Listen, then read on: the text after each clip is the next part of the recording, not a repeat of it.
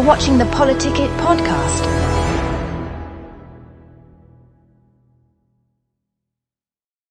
Good evening. Welcome to PoliticIt podcast. Today we've got Carson Jorgensen with us.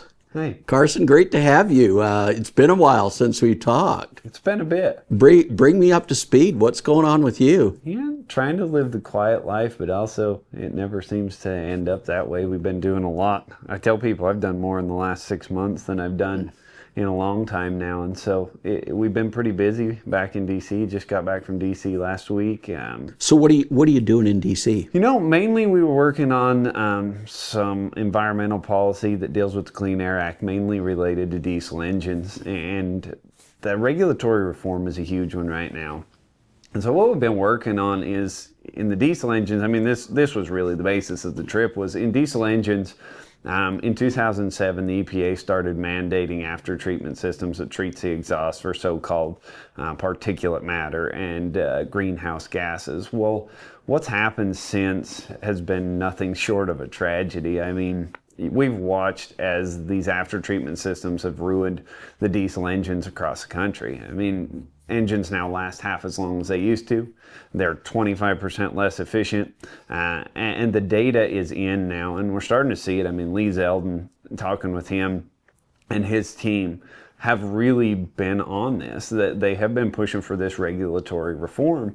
And what it amounts to is, if you were to remove these systems, and what our country is focused on for so long, and what the Green New Deal folks have focused on, is strictly tailpipe emissions. They don't care what your efficiency looks like. They don't care what happens. All they care about is what's coming out of the tailpipe. But as we started doing analysis, and as we started looking downstream, if you look from the well when they drill for oil to the wheel when it hits the ground, we're actually 17% more efficient if we removed all of these emission systems in general. Not to mention all the people, there have been mechanics jailed. More efficient how? Yeah, more efficient is in we're actually burning less fuel. So now the engines are 25% more efficient. These vehicles are going twice as long on the engine life, and we're specifically talking about long haul trucks, construction equipment, those types of things. They used to get 750,000 miles out of an engine. Now they're only rating their lifespan to 350,000. Well, all these things are being passed on to the consumers. These costs are being passed on to the consumer. And so everything that's sent across the country, everything that's trucked, food, all of these things, I mean, are costing us more. They're costing us more. And it's a huge impact. We've been working with the Small Business Administration, and kudos to Trent Staggs. He's been working with us on this one. The Small Business Administration has put this on their most wanted list of regulatory reforms, because we're talking, their estimates alone for small businesses, $200 billion a year. $200 billion. But our estimates, working with economists across the country, is nearly $2 trillion a year. Just removing these systems would put back into the American economy. This is a huge number. It's a huge win for the president. And what we've been talking about is, you know, we're only going to have President Trump here for so long. Right. And we need to make up as much ground as we can. And so that was really the basis of the visit. And that's what we've really been doing over the last 6 to 8 months. Wow.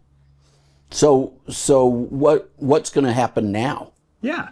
So as we've looked at it, Zeldin and his team, you've seen what they've done. They've been talking about this a lot. You look at the president as well. He spoke about right to repair and diesel exhaust fluid requirements. Zeldin, they rolled back the endangerment finding here not too long ago, and then prior to that, the DOJ Maine had started the process to no longer prosecute diesel mechanics for removing these criminally. Okay, the civil penalties still exist, but they're no longer going after these guys criminally, because we're working on pardons right now for guys. We actually received a pardon for Troy Lake in Wyoming here not too long ago, for the sheer reason he did a year and a month in federal prison for removing what would amount to as a catalytic converter off a diesel engine. He was charged with 400 counts of tampering. We've been working with Corey Willis from Louisiana.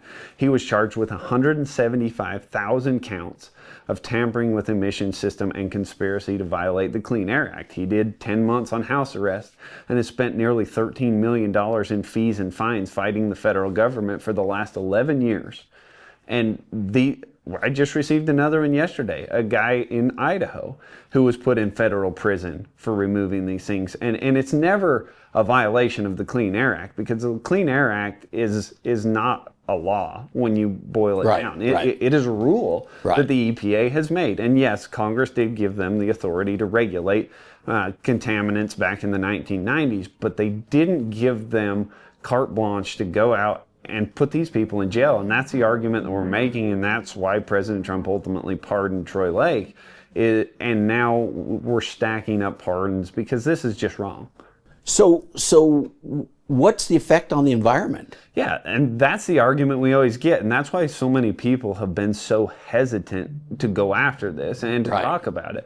And as I said before, as we look at this and as we roll back these regulations, the only thing the Democrats and the Green New Scam folks have pushed for so long now is what's coming out of the tailpipe. But when you take into effect the refining of the fuel, now we're using 25% less fuel, we can pull that back. And we can say, okay, now we're refining 25% less fuel. Now we're trucking 25% less fuel. We're moving 25% less fuel from the refineries to the gas stations. And this compounds downscale. And I use milk as an example a lot, because you look at farming and agriculture and the cost of goods in the economy right now. I mean, diesel touches milk about 8 times. So in the field, the farmers are growing the food for the cows. They're hauling that feed to the feedlot. They're then feeding that feed to the cows at the dairy. They're then hauling that milk from the dairy to the processor, from the processor to the store. And that compounds. And every time this cost of fuel and that 25% touches it, it compounds en masse. So no, we're actually not. It is 17% cleaner. And this is the point that we have the answer. When you measure it based on the amount of fuel you're using for a particular task. Yes, not just that, but the materials that go into creating these systems. This is another huge part of it. We're mining a ton of rare earth materials that go into these catalytic reduction systems in these diesel engines. So we're using an inordinate amount of our rare earth materials to build these things. But it even takes it a step further than that. Now we're bringing these in from China, where there are no environmental regulations. 92% of the components for these emission systems come from China. They have no economic impact when it comes to the environmental stuff. They'll build whatever, and we have no control over that. So all we're doing is outsourcing emissions to somewhere else and patting ourselves on the back and acting like we're doing something. Right. Yeah. So what's going to happen now? You know, we're working towards a full repeal of these emission systems, and that's what we want to go forward. No, aren't most of these rules?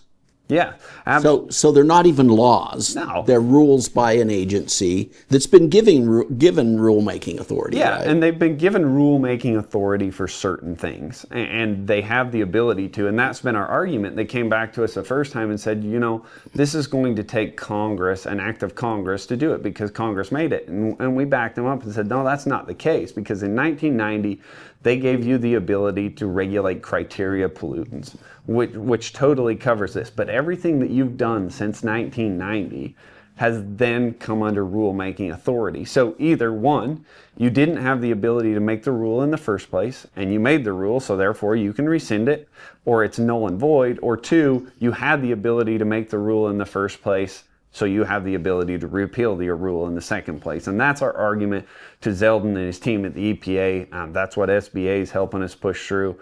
And so ultimately, what we want to see is a full repeal of these after treatment systems. We want to see them go away. We want to unleash the American economy, because now we're saving consumers alone, just on food. If we remove these emission systems from the trucks and the tractors in agriculture, it would save every family in the United States $2,000 a year just on food alone.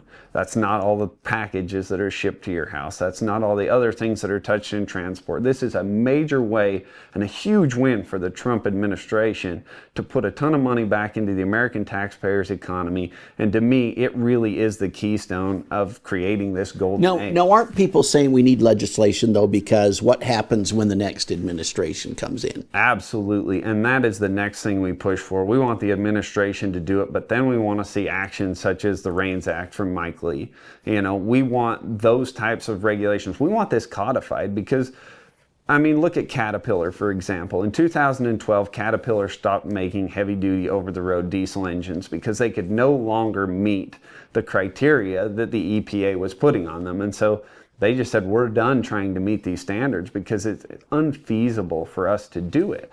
And so they're not going to get back in the game on sheer rulemaking alone. Right. They're not going to invest $500 million back into tooling to only have the next administration say, yeah, we're going to do away with this again. Right. And so absolutely, we want it codified, and we really have 6 months to go on this to be able to get these types of things done before midterms come, because President Trump, the administration, for all intents and purposes, they are doing a phenomenal job at deregulation. And we're seeing this across the board, but now it goes back to Congress, and now we want to see them codify these things. We want to see them set in stone so that the next administration, heaven forbid it's a Democratic administration, can't reverse those and play ping pong with this economic football. Right. Well, we're going to take a break and we'll come back. Tired of media bias? Frustrated by political noise? PoliticIt.com cuts through the clutter, giving you real facts, clear analysis, and unbiased insight on the issues that matter most. Stay informed, stay empowered. Whether it's elections, policy changes, or breaking news, we've got you covered. No spin, no agendas, just truth you can trust. Visit PoliticIt.com today, because informed citizens shape the future. PoliticIt.com, where politics meets clarity. Welcome back to PoliticIt. We've got Carson Jorgensen with us. Carson, so nice to have you. Good to be back. Yeah, so let's talk about NEPA a little bit. As we talk about deregulation and as we talk about moving our country forward, NEPA is something that was meant to be a shield. We all want a clean environment. We all want things to be done the right way, and we don't want to jump into something. Now, I've always said this with solar panels and with windmills. We don't want to jump into something that's going to get us in a bind down the road. Like, what are we going to do with these solar panels when we retire them? Or what are we doing with these windmills when we tear them down? And so NEPA was always meant to be a shield and to make sure that things were done right. But over the past so many years, you've seen this shield turn into a sword, and the environmental groups have wielded it pretty effectively across the state, especially in Utah, where we have so much federal land and where we rely so much on public land. They have used it to block really important projects across the state. We've seen the Northern Corridor down in Washington County. Again, we're another environmental study. They get the green light from the Trump administration and they start working through it, and all of a sudden we're back in litigation again. You look at the railway out in the Great Basin, or out in the Uinta Basin. They've been trying to build that railway for 15 years now, and they bring in the oil over the mountain, and they're using the railroad to transport that oil. And so, again, blocked by environmental groups and by these burdensome regulatory effects. You look at the Central Utah Water Project, the Gooseberry Narrows Water Project. We live in Utah here. Everybody always says we have a water problem. Well, we have a water storage problem because we have a lot of water most years in the wintertime, but we let a lot of it go down the river. Right. Anytime we get a chance to build a reservoir, we should be building one. There are states across the country building reservoir, but yet ours are locked up in timeless litigation and environmental impact studies. I think the Gooseberry Narrows is on its 3rd or 4th environmental impact study. And so when we talk about codification and having Congress, codify things so that they're there, there's an act that passed through the House called the SPEED Act, and it's headed to the Senate, and it passed the House with bipartisan support. And essentially what it says is you only get so many times to relitigate this thing. You can only sue people so many times. You can only do so many environmental impact studies. It really cuts that red tape, and that's what we need here in this state. And it's not that we don't want the study, it's that we don't want it repeating itself. Bingo. There's no reason. If something passes the environmental study one time, there shouldn't be the ability to go back and rehash it out 4 more times. But that's what these environmental groups have done in this state. They've weaponized that. They have weaponized it. And what we have to do is take a look at this regulatory reform so that we have the ability as a state to do what we need to do to serve our growing population for the future. So what is NEPA? just to kind of wind back. Yeah, so NEPA is the National Environmental Protection Act, and what it was meant to do is to protect the environment, and we all want to see that. Right. We all, I don't know anybody who doesn't want to, on either side of the coin, but it was always meant, you get one chance. We're going to go in here and we're going to do an environmental study, not we're going to do 16 environmental studies and we're going to let these we're not going to keep using those to delay the project. We're not going to let NGOs use these to delay the process and stop things that Utahns really need. Yeah, that makes a lot of sense. So how does this whole thing come together? I mean, how is it all tied together? Yeah, so I mean, NEPA is a federal thing, right? And when you look at the state of Utah, we have a lot of federal land in the state of Utah, and it ties in with a lot of things, So, prime example, go back down to Washington County and let's visit that northern corridor. They need that route out on the north end of Washington County. They're growing. It's something that's a necessity for those cities that are growing. Look at the water project. I mean, the Gooseberry Narrows is a prime example. Mount Pleasant, Fairview, Ephraim, those cities along that bench, we have very limited water storage. And in Mount Pleasant, Spring City, and Fairview, we have no water storage. Absolutely none. We are one of the only small portions of any county that doesn't have water storage. Well, the Gooseberry Narrows project was supposed to be started during World War I. The infrastructure was there, but it has been relitigated through environmental studies. Like I said before, I think we're on our third or fourth environmental impact study, and it's all because of frivolous lawsuits from NGOs and special interest groups. So how do we move beyond this? Yeah, that's why I see the need for something like the SPEED Act. And again, it passed. So what is the SPEED Act? So the SPEED Act passed the House. It is a bipartisan piece of legislation that essentially makes it so you only get so many times to contest something. Okay. It's really NEPA reform, regulatory reform, to make it so that this NEPA policy that we all want and we all think is a good thing can't be used as a sword, that it goes back to being used as a shield like it's supposed to be. So let's go to the data center. Sure. I mean, the data center, you're here nor there on it. For me, Yeah. It's like let's look at what is actually happening there. And for me, I actually have a soft spot for the commissioners because Utah is a private property state. I mean, we always have been and we always should be. And with that comes some things that some people aren't going to like.